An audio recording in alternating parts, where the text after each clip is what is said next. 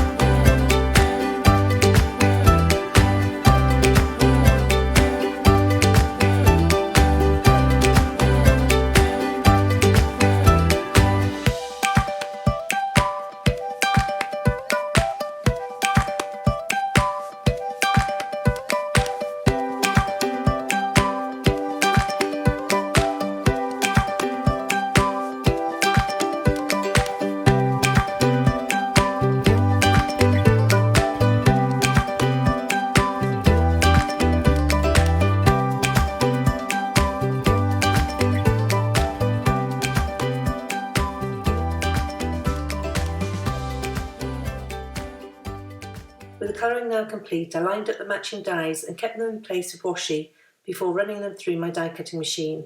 I like the attention to detail in the dies, for example how they cut out the inside blank area, such as that between the bear and the bike, and also around some of the flowers in the planter. Having laid out all the images, I decided I wanted to make a card with a long landscape orientation rather than your typical A2 card. So when moving on to the background, I cut a long thin rectangle of white card to work on. I ended up cutting this piece of card down slightly at the end, but the overall dimensions remain the same. For the background, I wanted to create a softly ink blended piece with pastel tones which would accent and also ground the scene without overpowering and becoming too busy. I started by blending in Samson's Stamp Rosy Cheeks ink across the middle of the card and keeping the blending light and airy. I then moved on to Mellet ink and finally Lake Shores. I love the combination of these inks, and their pastel colours remind me of a morning sunrise rather than the deeper tones of sunset.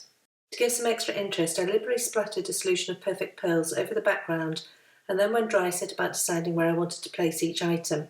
Seeing as I'd about filled my background, I wanted a skinny sentiment to complete the card, and I found this congratulations one from the Popping In set, which was perfect.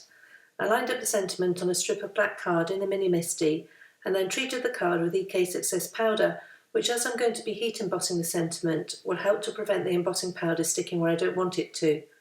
I then stamped the sentiment in Samson's Stamp clear embossing ink and sprinkled with white embossing powder, and then heat set it by melting the powder with my heat tool. I then trimmed the strip down and added it to my card. I thought it would work well in the bottom left corner to help ground the scene. I added foam adhesive to the back of everything and then started to adhere them to the background. I only lightly put them in place at first, which means if they needed moving slightly, I could lift them and easily reposition.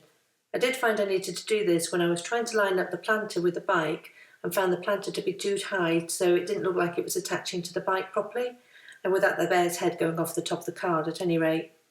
Having repositioned the lower left corner, I then added the rest of the images. For the card base, I scored a top folding card from some Nina Solar White card. I checked the final dimension of the background panel, which was 3 1/4 inches tall, and so I scored the card at 3 3/4 inches. This will allow for a white border around the background on the finished card. I reinforced the fold with a bone folder and then added the background panel with more foam adhesive. With the card almost complete, I thought a few clear sequins would add a nice finishing touch, and I adhered these with Range Multimedium in matte. And that completes this cute card using simple Copic colouring and an ink blended background. I'll leave you with some photographs and want to thank you for joining me today. For more product information, please visit waffleflower.com and follow it on YouTube, Instagram and Facebook for more inspiration. If you want to find me, I blog over at limedoodledesign.com. Thanks, and I'll see you next time.